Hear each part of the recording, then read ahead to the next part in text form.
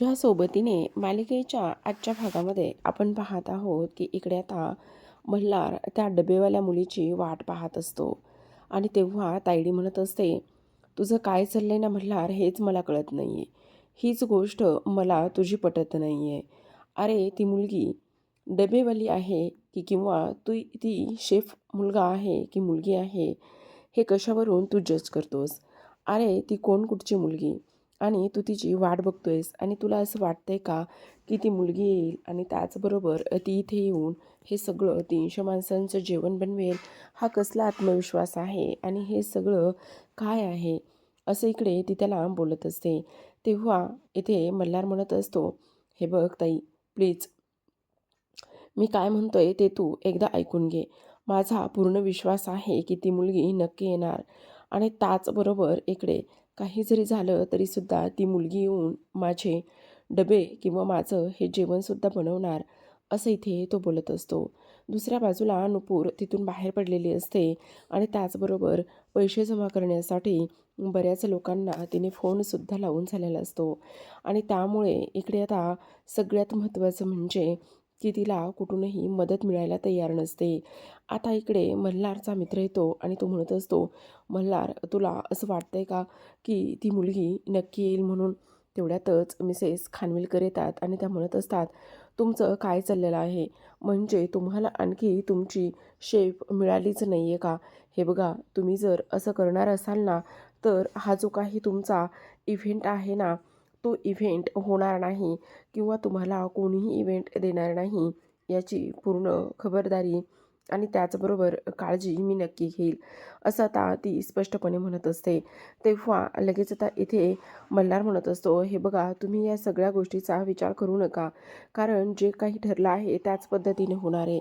अहो अजून कसं होणार आहे? तुम्हाला ह्या सगळ्या गोष्टी समजतायत का? म्हणजे एक गोष्ट लक्षात ठेवा, इथे जर हे सगळं तुम्हाला शेफ वगैरे नाही मिळाला, आमचं जेवण व्यवस्थित वेळेवर नाही पार पाडलं, तर इकडे मीडियावाल्यांनासुद्धा मी बोलवलं आहे आणि मीडियावाले आले की मग बघा तुमचं काय होतंय ते. अशी सरळ सरळ धमकीच आता इकडे मल्हारला दिलेली असते. तेव्हा मल्हारचा मित्र म्हणतो, मल्हार हे बघ, मला असं वाटतंय की आता रिस्क घ्यायला नको. हे बघ, आपण काहीतरी इथे या सगळ्या गोष्टीवर डिसिजन घेतला पाहिजे. दुसऱ्या बाजूला नुपूर आता खूपच टेन्शनमध्ये असते आणि ती विचार करत असते, काय करायचं, कसे पैसे जमवायचे, कुठून एवढे सगळे पैसे मी आणणार आहे आणि कुठून त्या काचऱ्यांचे पैसे मी देणार आहे, तेच मला काही कळत नाही. ते काचरे घरी येऊन बसलेले असतील का, असा नुपूर विचार करत असते. तेवढ्यातच एक छोटीशी मुलगी तिथे धावतच येते आणि नुपूरला म्हणत असते, ताई ताई, मला फार भूक लागली गं, तुझ्याकडे काही खायला असेल तर दे ना. तेव्हा नुपूर म्हणत असते, हो बाळा, आहे ना. त्यानंतर ती स्वतःचा डबा चेक करते. आता डबा चेक केल्यानंतर पाहते तर काय, त्यामध्ये तिचा डबा नसतो आणि इकडे आता मल्हार त्याच मुलीची वाट बघत असतो. तेव्हा इकडे त्याचा मित्र म्हणत असतो, हे बघ मी तुला सांगतोय, ती मुलगी नाही येणार आहे, एवढी तुला खात्री कशावरून? तेव्हा तो म्हणत असतो, येणार, ती मुलगी जी आहे ना ती नक्की येणार, माझा पूर्ण विश्वास आहे. तर आता तिथे तायडी आलेली असते आणि ती म्हणत असते, हे बघ, ह्या सगळ्या गोष्टी खूप जास्त तू चुकीच्या पद्धतीने करतोयस. तुझ्या गोष्ट लक्षात येते का? म्हणजे बघ ना, तुला असं वाटतंय की ती मुलगी येईल म्हणून, पण ती मुलगी इथे नाहीच आहे. ती कशी येणार आहे? आणि त्याचबरोबर हा बिझनेस आणि हे सगळ्या काही ज्या गोष्टी इथे सुरू केल्यात ना, त्या इथे धुळीसुद्धा मिळायला वेळ लागणार नाही आहे. मग तू असं का करतोयस? तू ऐकून घ्यायला हवंयस ना, असं सुद्धा तो आता इथे बोलत असतो. तेव्हा लगेच तो म्हणत असतो, हे बघ तायडे, तू थोडासा धीर धर. मला पूर्ण खात्री आहे की ती जी काही मुलगी आहे ना ती नक्की येईल म्हणून. तू अजिबात काळजी करू नकोस, असं सुद्धा तो इथे बोलत असतो. तेव्हा इकडे आता जी काही तायडी आहे ती म्हणत असते, अरे आपल्या काकूंनी हा बिझनेस सुरू केलेला आणि काकूंनी केलेला बिझनेस सुरू असा धुळीस मिळून देणार आहेस का ते एका शेफमुळे? आणि तुला एवढी कशी खात्री आहे की ती मुलगी नक्की येईल म्हणून? त्यावर इकडे दुसऱ्या बाजूला नुपूर तिच्या बॅगमध्ये डबा पाहते तर तिला तिचा डब्बा दिसत नाही आणि तेव्हा तिच्या लक्षात येतं की तिचा जो काही डब्बा आहे तो तिने त्याच ठिकाणी ठेवला आहे. आणि तेव्हा लगेच आता रिक्षा बन बघते आणि रिक्षात बसूनच त्या इव्हेंटच्या ठिकाणी ती तो डब्बा घ्यायला जात असते. आता त्या इव्हेंटच्या ठिकाणी डब्बा घ्यायला गेल्यानंतर आपण पाहतो की ती रिक्षावाल्याला म्हणत असते, "हे बघा फक्त एक 5 मिनिटं थांबा, मी ताबडतोब डब्बा घेऊन येते." असं म्हणून आता इकडे नुपूर आतमध्ये निघत असते. तेवढ्यातच इकडे दुसऱ्या बाजूला तायडी म्हणत असते, "हे बघ, मी काय म्हणते मल्हार, ऐकून घे एकदा. जे काही शेप आहेत आपल्याकडे त्यांना ते काम दे आणि त्याचबरोबर त्या मुलीची, त्या डबेवालीची वाट बघू नकोस. तू त्या डबेवालीची वाट बघून स्वतःच्याच पायावर धोंडा मारून घेतोयस असं तुला वाटत नाही आहे का?" तेवढ्यातच आता इकडे नुपूर आतमध्ये आलेली असते आणि नुपूर आतमध्ये आल्यानंतर ती म्हणत असते, "खरंच मी एकदा ठरवलं होतं की ह्या जागी पुन्हा कधीच पाऊल ठेवणार नाही, पण पुन्हा मला ह्या जागी यावं लागलेलं आहे." असं सुद्धा ती आता इकडे बोलत असते. आता ती आतमध्ये जात असते आणि ज्या ठिकाणी तिने डब्बा ठेवला होता त्या ठिकाणी डब्बा शोधत असते, पण तिथे मात्र डब्बा नसतो आणि तेव्हा विचार करते की मी डब्बा तर इथेच ठेवला होता, मग माझा डब्बा काय झाला असा इथे ती विचार करते. आणि असा विचार केल्यानंतर आता पाहत असते तर त्या ठिकाणी डब्बा नाही. त्यामुळे आजूबाजूला शोधाशोध सुरू करत असते. इकडे मल्हारसुद्धा आता बाहेर पडलेला असतो आणि मल्हार बाहेर पडल्यानंतर आता त्याला निपूर समोरून जाताना दिसत असते.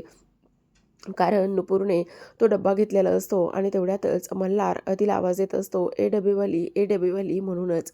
तर आता नुपूरचं त्याच्याकडे अजिबात लक्ष नसतं आणि मल्हार तिला पाठीमागून आवाज देत असतो आणि तिच्या मागे धावत असतो. पण नुपूरचं कसलंच लक्ष नसतं. तो तिला डबेवाली, डबेवाली म्हणूनच आवाज देतो, पण नुपूर मात्र पुढे पुढे चालत असते. तेवढ्यातच आपण पाहतो की आता इकडे जो काही मल्हार आहे तो धावत येतो. तेवढ्यातच आता नुपूरचा एका त्या कापडातच पाय अडकतो आणि तेव्हा ती पडणार. तेवढ्यातच मल्हार येतो आणि नुपूरचा हात धरतो आणि त्याचबरोबर हात धरल्यानंतर इकडे तो तिला पडण्यापासून सावरत असतो. पण आता लगेचच तिथे एका बटनवर जो काही मल्हार आहे त्याचा पाय पडतो आणि वर जे काही अ, नवर नवरी आणि त्याचबरोबर नवरदेवाच्या एंट्रीसाठी जेव्हा त्यांच्या स्वागतासाठी फुलं वगैरे अरेंज केलेले असतात, तीच टोकरी इथे ऑन होते आणि तीच टोकरी ऑन झाल्यानंतर आता आपण पाहतो की ह्या दोघांच्याही अंगावर फुलांचा वर्षाव झालेला असतो आणि ह्या दोघांच्याही अंगावर फुलांचा वर्षाव झाल्यानंतर आता मात्र इकडे सगळ्यात महत्त्वाचं म्हणजे की ती लगेचच उठून उभी राहते आणि म्हणत असते, "तुम्ही इथे काय करताय?" तेव्हा तो सुद्धा म्हणत असतो, "तुम्ही इथे काय करताय?" तेव्हा इथे ती म्हणत असते, "ते माझा डब्बा घेण्यासाठी आले होते. माझा डब्बा इथे राहिला होता." तेव्हा मल्हार म्हणत असतो, "काय? मला नाही समजलं. पण मला एक गोष्ट सांगा, तो डब्बा तुमचाच कशावरून?" तेव्हा ती म्हणत असते, "म्हणजे मला नाही समजलं. तुम्ही इथे काय करताय?" तेव्हा तो म्हणत असतो, "मी मल्हार खानविलकर." "काय? तुम्ही म्हणजे तुम्ही ओ सर सॉरी, सॉरी." कारण तिला आठवतं की इकडे ह्यांचंच हे इव्हेंट आहे आणि तिथे तुला नक्की काम मिळू शकतं असं तिला सांगण्यात आलेलं असतं आणि त्याचमुळे तिला फार आनंद झालेला असतो. आता इकडे तो म्हणत असतो, "तुम्ही इथे काय करताय?" तेव्हा ती म्हणत असते, "बाय द वे काय झालेलं आहे ना, मला इकडे काम मिळेल आणि कामाच्या हिशोबानेच मी इकडे आलेली होते असं मला वाटत होतं, म्हणूनच मी इथे आलते. मग मला एक गोष्ट सांगा, हे सगळं काही काय आहे?" त्यावर लगेचच ती म्हणत असते, "हा माझा डब्बा होता आणि मी तो घ्यायला आले." त्यावर लगेचच इकडे तो म्हणत असतो, "काय? हा तुमचा डबा आहे? कशावरून तुमचा डबा आहे?" तेव्हा ती म्हणत असते, "कशावरून माझा डब्बा आहे म्हणजे हा माझाच डब्बा आहे. आणखी कोणाचा असणार आहे? पण काय पुरावा आहे की हा तुमचा डब्बा आहे?" "बरं ठीक आहे, हा तुमचा डब्बा आहे, पण त्यातलं जेवण." "अहो, हा काय मी काय त्या पुरावा देत बसू का तुम्हाला की डबा माझा आहे, जेवण माझं आहे म्हणून? अर्थात डबा माझा आहे म्हटल्यावर जेवणसुद्धा माझंच असेल आणि मीच बनवलेलं असेल ना." आता हे सगळं काही ती बोलत असते आणि हे सगळं काही बोलल्यानंतर तो म्हणत असतो, "एक मिनिट, त्यामध्ये काय काय आहे हे मला माहिती आहे." तेव्हा त्यामध्ये वांग्याची भाजीसुद्धा आहे. तेवढ्यातच ती म्हणत असते, "म्हणजे तुम्ही त्यातलं जेवण खाल्लं?" "हो, मी टेस्ट करून बघितलेलं आहे. मला ते जेवण फार आवडलेलं आहे आणि त्यावर लगेच आता इकडे तुमच्याकरिता माझ्या इथे एक जॉब आहे, म्हणजे काम आहे." तेव्हा लगेच आता इकडे छोट्या ईशाचा तिला फोन आलेला असतो आणि तेव्हा ती म्हणत असते, "हां ईशू बोल, काय झालं बाळा?" तेवढ्यातच आता इकडे ईशा रडायला लागते आणि म्हणत असते, "अगं आत्तू, ते काय जे पैसे मागायला लोकं आहेत ना ते आलेले आहेत आणि त्यामुळे आजीसुद्धा फारच घाबरली. मला खूप भीती वाटते गं." तेव्हा ती म्हणत असते, "कोण आचरी आलेले आहेत?" तेव्हा ती म्हणत असते, "हो, तेच आलेले आहेत आणि आता काय करायचं मला तेच कळत नाही गं." असं बोलल्यानंतर आता मात्र इकडे सगळ्यांचा आवाज खूपच वाढलेला असतो. कारण इकडे आता जे काही पैसे मागायला आलेले आहेत त्यामुळेच इकडे खूप गोंधळ सुरू असतो. आचरे म्हणत असतात, "अहो, मी किती आणि किती वेळ थांबणार आहे पैशासाठी? मी तुम्हाला वेळ दिला होता ना पैशासाठी, तुम्ही मला काहीच कळवलं नाही आहे. मग मला आता जास्त वेळ नाही थांबता येणार. काही जरी झालं ना तरीसुद्धा इथे तुम्हाला पैसे द्यावेच लागणार आहेत." असं सुद्धा आता इकडे तो बोलत असतो. तेव्हा नुपूरचा दादा म्हणत असतो, "हे बघा, असं करू नका प्लीज. मला थोडासा वेळ द्या. मला तुम्ही थोडासा वेळ दिला ना की मी नक्की तुमचे पैसे सगळे परत करेल." असं इकडे आता तो बोलत असतो. आता ह्या सगळ्या काही गोष्टी ते बोलल्यानंतर नुपूर हे सगळं काही ऐकत असते आणि ती म्हणत असते, "बाळा, तू एक काम कर, त्या अजरेंना फोन दे." तेव्हा इकडे लगेचच आता छोटी इशू जाते आणि फोन देत असते. तर आता इकडे नुपूर म्हणत असते, "हे बघा, मी तुम्हाला सांगितलं होतं ना तुमचे पैसे मी देणार आहे म्हणून." तेवढ्यातच इकडे ते म्हणत असतात, "हो, देणार आहात, पण कधी देणार आहात ते नाही सांगितलं." "अहो, असं काय करताय? संध्याकाळी 7 वाजेपर्यंत मी तुमचे पैसे देईल, तुम्ही नका काळजी करू." "अहो, फक्त ह्या बोलायच्या आणि ह्या सगळ्या करण्याच्या गोष्टी नाही आहेत, पैसे पण दिले पाहिजे ना." तेवढ्यातच आता इकडे नुपूर म्हणत असते, "मी सांगितलं ना मी पैसे देईल म्हणून, तर मग पैसे देणारच आहे. तुम्ही अजिबात त्याची सगळ्याची काळजी करू नका." असं सुद्धा आता इकडे नुपूर बोलत असते. तेवढ्यातच आता इकडे मल्हार म्हणत असतो, म्हणजे मल्हारला तर आयतीच संधी मिळालेली असते. तो म्हणत असतो, "जर गरज लागत असेल, पाहिजे असतील तर मी नक्की तुम्हाला मदत करू शकतो आणि तुम्हाला पैसेसुद्धा देऊ शकतो आणि त्याचबरोबर ॲडव्हान्स देऊ शकतो, कारण माझ्याकडे कामच तसं आहे." तेव्हा नुपूर म्हणत असते, "काय काम आहे तुमच्याकडे?" "खरं तर आमच्या इथे इव्हेंट आहे, आमचा शेफ नाही आहे आणि त्यामुळे इथे आम्हाला शेफ हवा आहे. तुम्ही आमची शेफ म्हणून इथे हे कराल का? म्हणजे तुम्ही काम कराल का? जर तुम्ही काम केलं शेफ म्हणून तर त्याचा पाहिजे तेवढा मोबदला मी तुम्हाला देईल." असं सांगितलेलं असतं. तेवढ्यातच आपण इथे पाहतो की जो काही त्याचा मित्र आहे तो आलेला असतो आणि तेव्हा तो म्हणत असतो, "काय झालं?" तेव्हा इकडे मल्हार म्हणत असतो, "शेफ ह्याच आहेत त्या डब्यावाल्या." असं सांगत असतो आणि ह्या सगळ्या गोष्टी सांगितल्यानंतर आता मात्र इकडे जो काही मल्हार आहे तो म्हणत असतो, "हे बघा, वेळ वाया घालवू नका. मी जे काही म्हणतोय ना तुम्हाला ते तुम्ही एकदा ऐकून घ्या. काही जरी झालं ना तरीसुद्धा इथे तुम्हाला ह्या सगळ्या गोष्टींचा विचार करावा लागेल आणि ह्या सगळ्या गोष्टींचा विचार करूनच मी जे काही म्हणतोय ते सगळं तुम्हाला पाहावं लागेल, करावं लागेल." असं सुद्धा तो इथे बोलत असतो. तेव्हा आता इकडे नुपूर म्हणत असते, "कुठे आहे किचन?" असं म्हटल्यानंतर आता इकडे त्याला फारच आनंद झालेला असतो की नुपूरने सरळ सरळ इकडे किचनच कुठे आहे ही गोष्ट विचारलेली असते आणि त्याचमुळे त्याला फार आनंद होतो. आता फार आनंद झाल्यानंतर आता लगेचच इकडे नुपूर किचनमध्ये जाते. किचनमध्ये गेल्यानंतर सुरुवातीला चप्पल काढते आणि तिथेच पाया पडत असते. पाया पडल्यानंतर आता आतमध्ये ती निघत असते. तेवढ्यातच आता पाठीमागून मल्हार येत असतो. मल्हार तिकडे येत असताना ती लगेचच म्हणत असते, "1 मिनिट आहे त्या ठिकाणीच थांबा, म्हणजे पायातली चप्पल आहे त्या ठिकाणीच काढा आणि मगच आतमध्ये या. किचन हे म्हणजे माणसाचं देवघर आहे आणि त्यामुळे मी तुम्हाला सांगते त्याच गोष्टी तुम्ही करा. काही जरी झालं तरीसुद्धा किचनमध्ये येताना कधीच चप्पल आणि ह्या सगळ्या गोष्टी घालून तुम्ही यायचं नाही, समजलं?"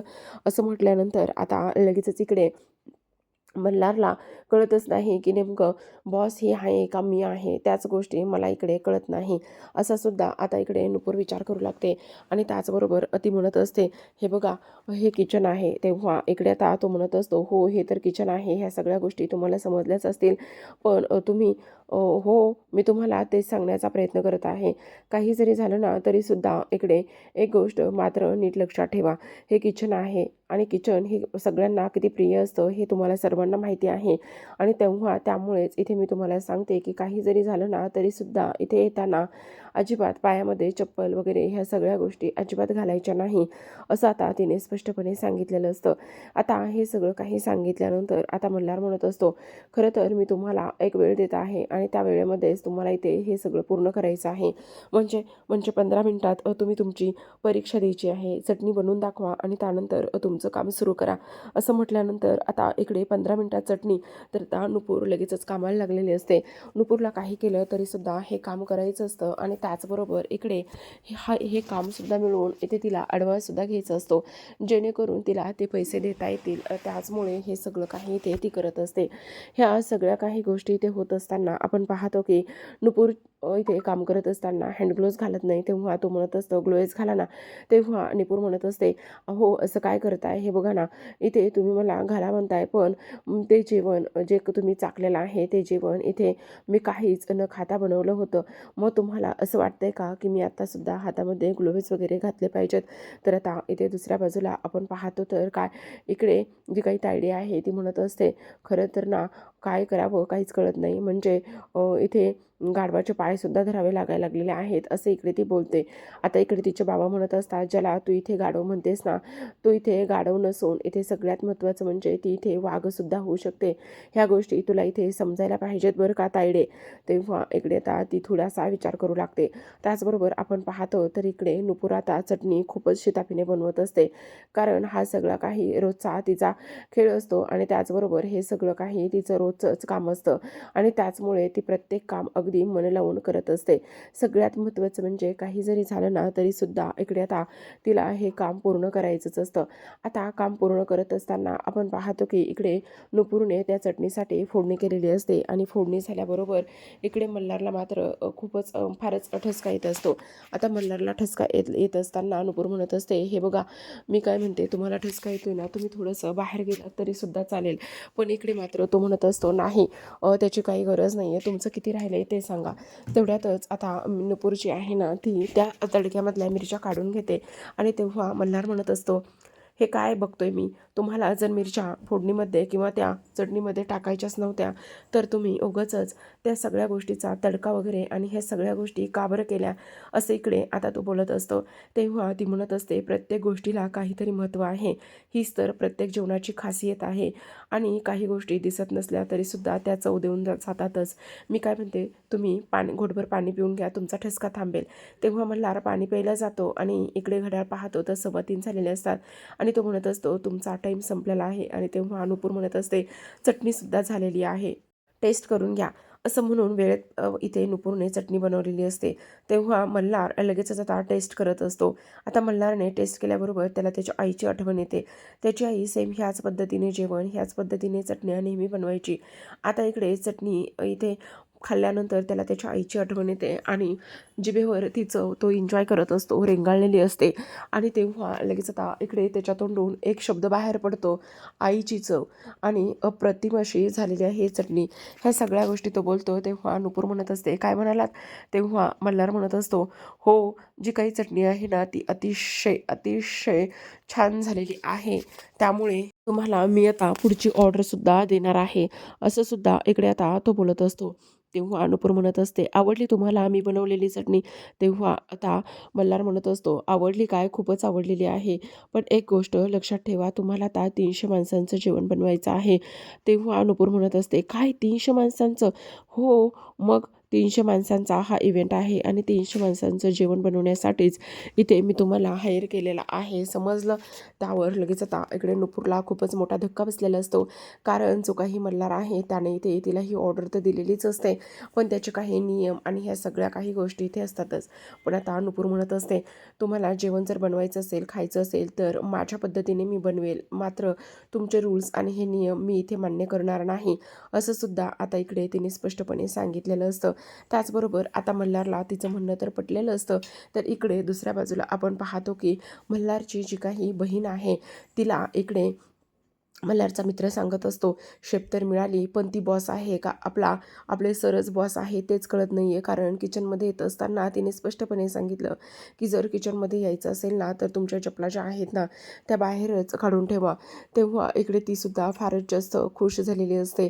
आता इकडे आपण पाहतो की जो काही मल्हार आहे त्याच्याकरिता तर ही ऑर्डर खूप जास्त महत्त्वाची असते. तर आजच्या भागामध्ये एवढंच. उद्याचा भाग फारच इंटरेस्टिंग असणार आहे, कारण उद्याच्या भागामध्ये इथे आता तायडी म्हणत असते, अरे मल्हार, तुला विश्वास आहे का की ती मुलगी खरंच 300 माणसांचं जेवण वगैरे बनवेल? मला नाही वाटत की ती 300 माणसांचं जेवण वगैरे बनवेल, तू ह्या सगळ्या गोष्टी सोडून दे. आता इकडे आपण पाहतो की जी काही नुपूर आहे तिने एवढं सगळं तर एक वन टाईम जेवण बनवलेलं नसतं. तिच्या हाताला मदतीला असणारी माणसं तिला खूपच जास्त गोंधळात टाकतात. हे किती, ते किती, ते किती, प्रमाण किती, त्याचबरोबर अगोदर काय करायचं नंतर काय करायचं, ह्या गोष्टीमुळे आता इकडे ती खूपच जास्त घाबरते, जोरातच म्हणते, "नाही, मला हे जमणार नाही." म्हणून मल्हारकडे धावतच जाते.